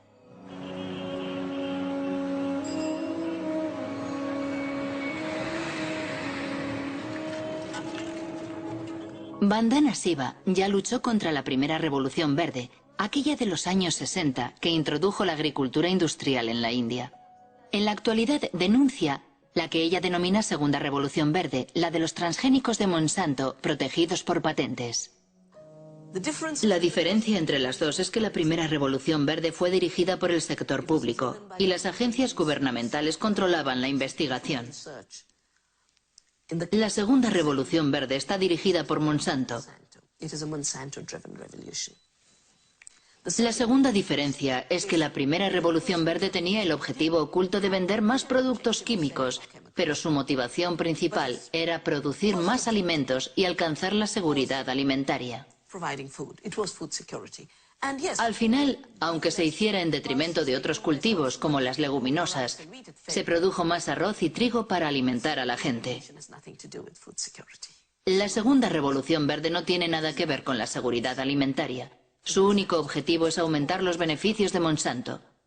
Ellos siempre han dicho que la manipulación genética es un medio para conseguir patentes. Ese es su verdadero objetivo. Si observan la estrategia de investigación que Monsanto desarrolla en este momento, la compañía está probando una veintena de plantas en las que ha insertado el gen BT, la mostaza, el gumbo, la berenjena, el arroz, la coliflor. Una vez que imponga como norma el derecho de propiedad sobre los granos modificados genéticamente, podrá empezar a cobrar derechos de autor. Todos dependeremos de Monsanto por cada semilla que plantemos y cada campo que cultivemos. Si controla las simientes, controlará la alimentación. Y ellos lo saben, esa es su estrategia. Eso es más poderoso que las bombas, más poderoso que las armas. Monsanto responde a estas enérgicas acusaciones afirmando que nada de eso es cierto y esgrime los compromisos de su promesa: integridad, diálogo, transparencia, compartir. Queremos participar de forma constructiva en el proceso por el cual sociedades de todo el mundo intentan encontrar buenas respuestas a esas cuestiones. ¿Los productos serán seguros para el medio ambiente? ¿Cómo afectarán a la biodiversidad? ¿Cómo afectarán a otras plantas, insectos y pájaros? ¿Qué ocurre con el cruce de genes? ¿Qué ocurrirá si los genes invaden especies salvajes? Para mí todo eso significa, entre otras cosas, escuchar atenta y respetuosamente todos los puntos de vista. Como quien no quiere la cosa, Robert Shapiro acaba de hablar de un tema muy delicado que preocupa extraordinariamente a todos los detractores de los transgénicos: la contaminación transgénica. Monsanto prefiere hablar de presencia accidental como consecuencia del orden natural. Al parecer, los transgénicos ya han contaminado el maíz mexicano. Eso es lo que demuestra un estudio publicado por la revista científica Nature, firmado por el profesor Ignacio Chapela, de la Universidad de Berkeley. El artículo ha provocado una intensa polémica.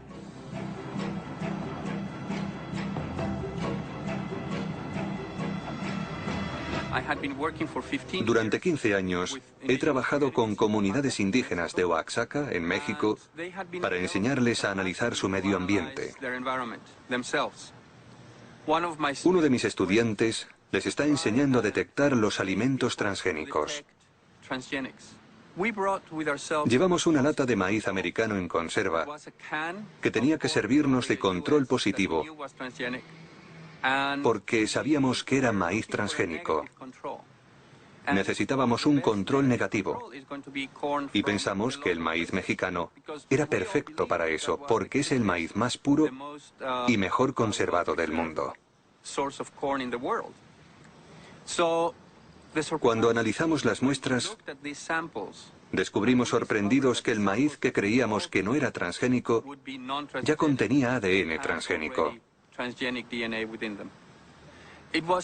Fue una gran sorpresa comprobar que las variedades tradicionales, preservadas y mantenidas localmente desde hacía 10.000 años, ya estaban contaminadas por transgénicos procedentes de Estados Unidos.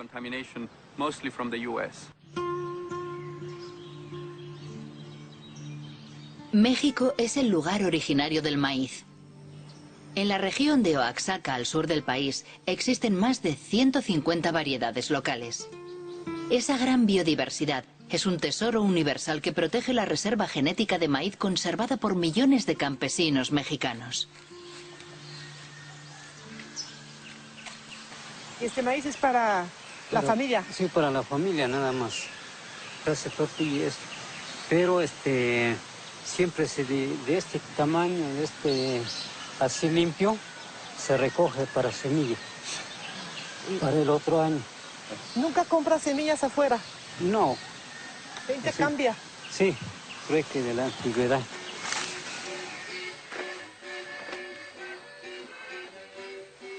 Para proteger la diversidad de su maíz, México ha prohibido los cultivos transgénicos. Sin embargo, en el marco del Tratado de Libre Comercio firmado con Estados Unidos y Canadá, el país no puede impedir la importación masiva de maíz americano, transgénico en un 40%. Destinado exclusivamente al consumo humano y animal, el maíz americano amenaza la producción local. Fuertemente subvencionado por la administración de Washington, el maíz industrial, como aquí se le llama, cuesta 2 veces menos que el maíz tradicional.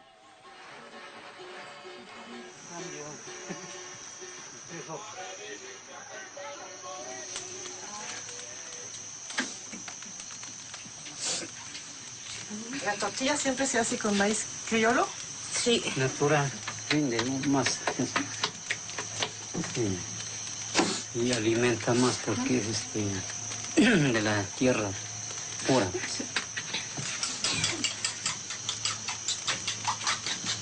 Este es el maíz morado. Antiguamente mis abuelitos sembraban esto. Ahorita se sigue conservando.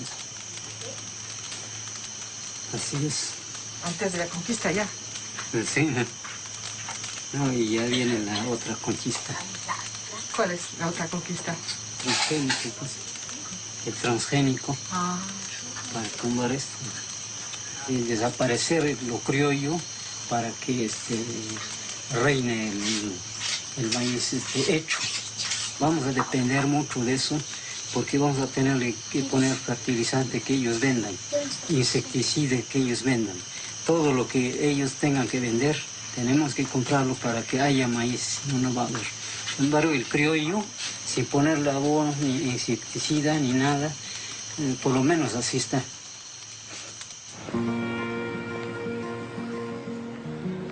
El artículo de Ignacio Chapela en Nature provocó una gran conmoción en México. El Instituto Nacional de Ecología confirmó la contaminación del maíz mexicano. Los genes Roundup Ready y BT se han encontrado en el maíz de 5 regiones del país. ¿Qué ocurrirá si el maíz transgénico se cruza con las variedades tradicionales?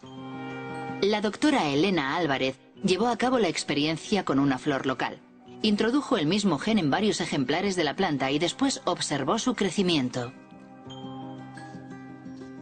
Nosotros hemos visto que aún 2 plantas idénticas genéticamente, es decir, tienen todo el genoma idéntico, todos los cromosomas son igualitos y tienen el mismo transgen, pero este transgen está localizado en diferentes sitios, ¿no? Y sin embargo, cuando vamos a analizar el fenotipo, es decir, la forma floral que tienen estas plantas, algunas de ellas son idénticas al tipo silvestre, es una flor normal con 4 pétalos, 4 sépalos que están abajo, y otras son flores aberrantes. Tiene pelos ectópicos, tiene pétalos también con formas raras, y algunas de estas flores pueden llegar a ser completamente monstruosas. Y la única diferencia entre esta y la que parece silvestre es la localización del transgen, que se insertó en otro sitio por casualidad. ¿Por qué es preocupante? En México, una vez que estas semillas sean liberadas al ambiente, es muy probable que los transgenes vayan y se inserten en los genomas de las razas criollas mexicanas. Esto no se puede controlar. Una vez que se libera al ambiente y que hay entrecruza, que la va a haber porque el maíz se poliniza abiertamente por viento, entonces el fondo genético del criollo puede hacer que el mismo transgen tenga efectos distintos, ¿sí?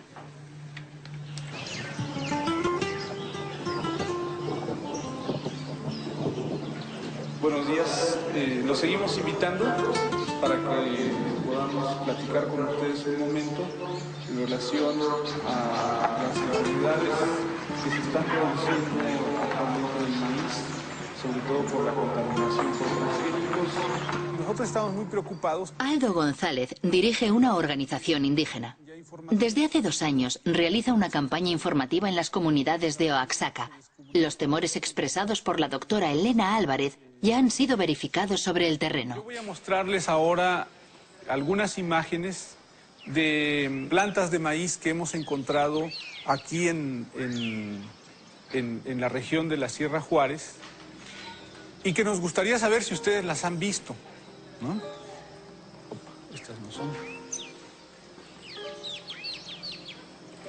Aquí en esta imagen, por ejemplo, podemos ver cosas raras. Esta planta pues tiene una rama por aquí y otra rama por acá. Las milpas normalmente no salen así. Digamos, sale una hoja y arriba sale un jilote, ¿no? En este caso están saliendo 3 jilotes sobre una sola hoja. Son monstruos. Esa planta nosotros la enviamos a un laboratorio de biotecnología para que detectaran si tenía presencia o no tenía presencia de transgénicos y desgraciadamente nos dio positivo. Miren, plantas como esta las hemos encontrado sobre todo en la calle, en algún jardín, porque seguramente alguien fue a comprar el maíz a la tienda y pues iba caminando y se le cayeron algunos maíces y esos maíces crecieron, ¿no? Y entonces de esa manera es como se puede producir la contaminación a las plantas nativas de maíz. Lo que yo entiendo que en el futuro, si se deja que esto se prolifere dentro de los cultivos de los campesinos, al rato nosotros vamos a tener que comprar maíz porque nuestro maíz ya no va a servir. Es preocupante. ¿Qué debemos de hacer? ¿Cómo le vamos a hacer, no?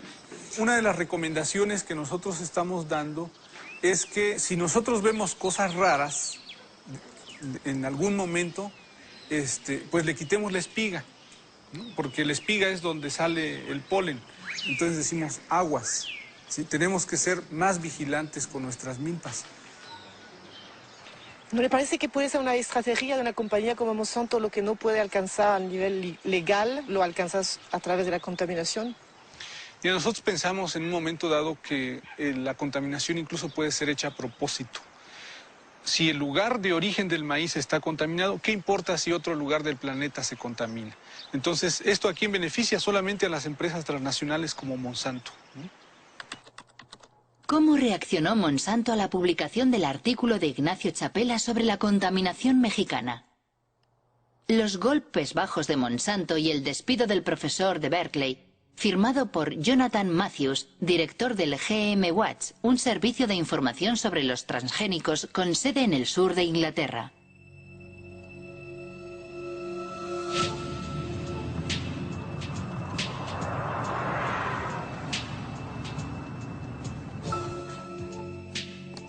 Según Jonathan Matthews, Ignacio Chapela ha sido víctima de una campaña lanzada en AgBioWorld, una página web partidaria de los transgénicos.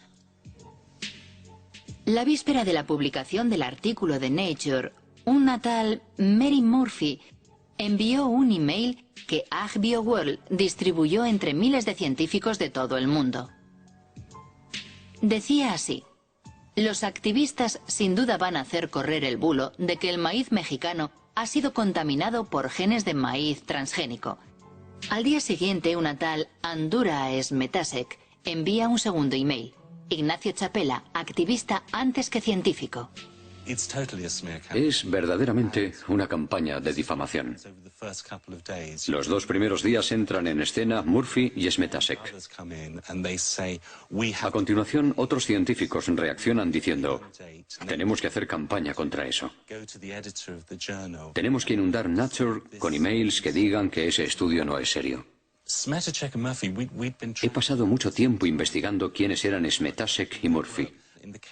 Por lo que respecta a Smetasek, si consideramos los datos técnicos de sus emails, vemos recibido de y la dirección del remitente, y después un protocolo de Internet. Solo hay que copiarlo y buscarla en un anuario de páginas de Internet.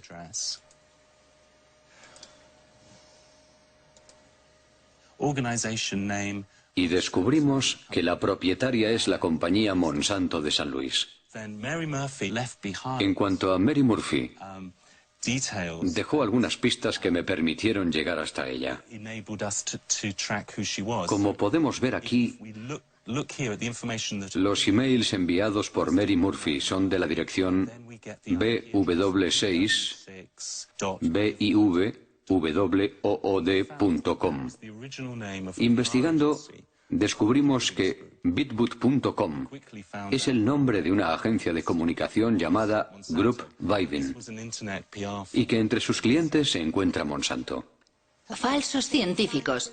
¿Realmente son golpes bajos? Sí, podemos hablar de métodos muy sucios que pisotean la ética más elemental.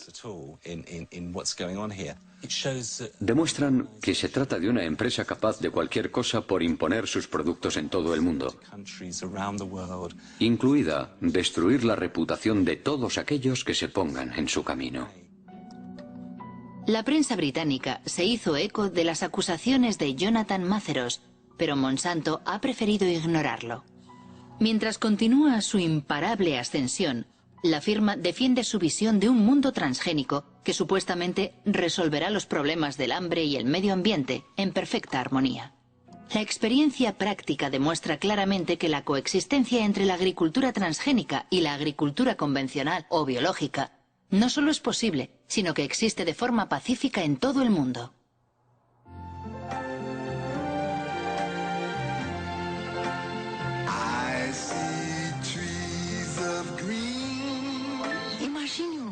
Imagine un mundo que proteja la naturaleza, la tierra, los ríos, donde la gente pueda producir maíz con menos productos químicos y sin matar los bosques. Usted está pensando en un mundo con transgénicos.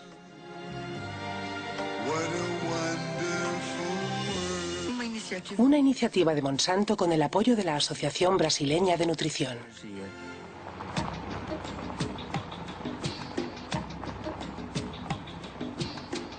El mundo transgénico. Ya está en marcha en América del Sur, donde en 2007 se sembraron 40 millones de soja Roundup Ready. La conquista comenzó 10 años antes en Argentina, el único país que autorizó oficialmente los cultivos transgénicos. Desde entonces, los transgénicos se han extendido misteriosamente por los países vecinos, como Brasil o aquí, en Paraguay. En 2005, el gobierno paraguayo legalizó finalmente los cultivos clandestinos para salvar sus exportaciones de soja, especialmente a Europa, donde el etiquetado de los transgénicos es obligatorio. Una forma de reconocer que el Ministerio de Agricultura se enfrentaba a un hecho consumado. Cuando se aprobó la utilización del transgénico, había entrado originalmente el transgénico en forma irregular. ¿Y se sabe cómo entraron las semillas? ¿Cómo entraron? ¿Por la bolsa negra o...? No, nosotros le llamamos a esas bolsas blancas. No le llamamos, ustedes le llamarán bolsas negras, nosotros le llamamos bolsas blancas. Son semillas que no tienen certificaciones oficiales. ¿Se sabe si Monsanto tuvo un papel en el contrabando de semillas? Quizás las empresas pudieron haber promocionado sus variedades, sus líneas de semillas. Evidentemente, y como le digo, el gobierno tuvo que reaccionar ya proactivamente, pero una vez ocurridos los hechos.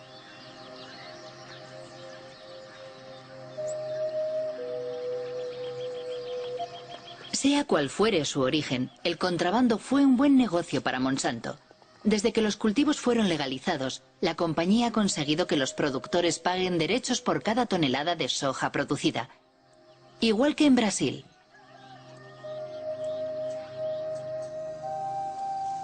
Desde entonces, la deforestación avanza imparable en Paraguay, expulsando a la fuerza a los pequeños campesinos que se niegan a abandonar sus pequeñas parcelas.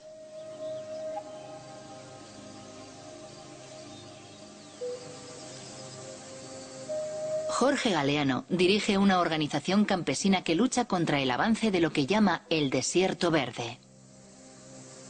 Así como estamos teniendo acá una muestra de lo que es el sojal, en realidad es solamente un monocultivo que destruye todo lo que está a su paso, ¿verdad? Entonces, estos eran totalmente bosque y, digamos, parte de la agricultura familiar campesina, que conviven con las plantas, con los árboles, ¿verdad? La mandioca, el maíz. ¿Le parece, Jorge, que el monocultivo transgénico puede convivir con las producciones de los pequeños campesinos aquí? Nosotros estamos seguros que no. No puede convivir, no son compatibles. Es una guerra silenciosa que va eliminando comunidades campesinas, familias campesinas, biodiversidad que tenemos en el campo. Esta trae muerte, trae pobreza, trae enfermedades y la eliminación de todos los recursos con que nosotros contamos para sobrevivir. Actualmente por todo el país se fumiga Roundup, con avionetas o con abonadoras llevadas por obreros agrícolas sin ninguna protección. Se fumiga justo hasta la puerta de las casas o cerca de los cultivos de supervivencia de los pequeños campesinos. Todos los años se destruyen cosechas y miles de personas son contaminadas. Como esta familia rodeada por los transgénicos de Monsanto. Los padres están preocupados por su hijo Pedro, que todos los días tiene que atravesar los campos de soja para ir a vender las tortillas de maíz que hace su madre.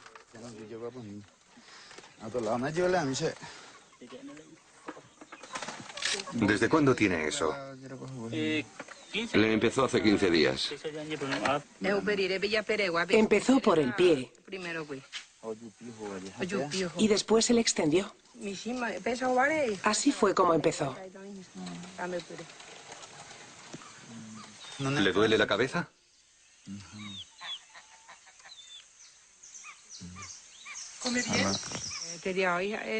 Muy poco. Hoy no ha querido comer lo que le preparé. Solo ha tomado un zumo. ¿Y su hermano? Él come mejor, pero es difícil. Así es, vivimos. Tomamos el agua, intoxicado. muriendo de nosotros 60 patos con ganso. Ahí viene y enseguida cae y muere. Porque allá se pasaba, se mata todo. Ahí en la altura. Y cuando llueve viene el agua y el pato vive por el agua. Y por eso. En Paraguay, el 2% de la población posee el 70% de las tierras cultivables y con los transgénicos la concentración no deja de aumentar. Las 3/4 partes de los productores de soja son extranjeros que invierten su dinero en el nuevo oro verde. Con la crisis de las vacas locas y la prohibición de las harinas animales, y más recientemente, con la pasión por los biocarburantes, el precio de la soja se disparó provocando una avalancha de los cultivos Roundup Ready. Según el último censo de Paraguay, 100.000 personas abandonan cada año el campo para instalarse en los suburbios de las grandes ciudades. La mayoría huye de la soja transgénica de Monsanto, destinada a alimentar los pollos, las vacas y los cerdos de Europa. Ñaña, imítala sobre el modelo de producción. Vamos a hablar del modelo de producción de soja transgénica promovido por Monsanto. Es una empresa multinacional presente en el mundo entero, cuyo objetivo es controlar toda la producción de alimentos en el mundo. ¿Y cómo? A través de la implementación de una agricultura sin agricultor. El resultado es que nos priva de nuestra soberanía alimentaria. Es decir, de la posibilidad de alimentarnos por nosotros mismos, sin depender de nadie para hacerlo. Por eso decimos que tenemos que luchar por nuestra soberanía, tenemos que luchar por nuestras tierras, tenemos que defender nuestra comunidad, tenemos que defender nuestra familia, tenemos que defender nuestro país. Mi familia vive en la ciudad y yo no quiero ir allí. Por eso, yo vivo aquí, porque en la ciudad hay que comprarlo todo, hasta la comida, mientras que aquí lo que sembramos es nuestro. Podemos comer lo que queremos, cuando queremos, mientras que en la ciudad no podemos comer lo que queremos. Quiero añadir que el combate de estas familias por su supervivencia nos concierne a todos. En 2007, Monsanto tenía 18.000 empleados en 50 países. Mientras, sus acciones en bolsa no han dejado de subir y sus beneficios alcanzaron $1.000 millones. Entre sus accionistas se encuentran fondos de pensiones, bancos, pero también cientos de miles de pequeños accionistas.